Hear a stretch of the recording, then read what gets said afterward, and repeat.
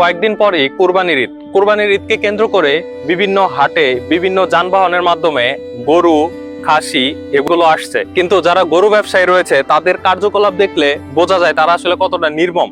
এমন ভাবে তারা গাড়ি থেকে, যানবাহন থেকে গরু, খাসি, ছাগল গুলাকে নামায়, এটা আসলে সহ্য করার মতো না। একটা মানুষ অনেক বড় একটা আশা নিয়ে কুরবানি দেয়, কুরবানি দেওয়ার চিন্তা করে, কিন্তু যখন এই গরুগুলো এইরকম ভাবে আহত হয় বা গরুগুলোকে এমন ভাবে কষ্ট দেওয়া হয়, এবং সেই সাথে যখন একটা গরুর পা ভেঙে যায় বা এরকম ভাবে অনেক গরু মারাও যায়, সেক্ষেত্রে কুরবানির জন্য এই গরুগুলো কেউ কেনে না। এরকম ভাবে যেমন ক্ষতিগ্রস্ত হয় ক্রেতা, তেমনি ক্ষতিগ্রস্ত হয় এই গরু ব্যবসায়ীরাও। এবং অনেক ক্ষেত্রে দেখা যায় যারা গরুর ব্যবসায়ী রয়েছে তারা গরুকে মোটা তাজা করার জন্য গরু হাটে তোলার 10 থেকে 15 দিন আগে থেকেই গরুকে এমন কিছু ইনজেকশন এবং এমন কিছু খাবার পুশ করাতে থাকে, যার ফলে গরু 15 থেকে 20 দিনের মধ্যে এত মোটা তাজা হয় যা দেখে ক্রেতা খুব সহজেই আকৃষ্ট হয়।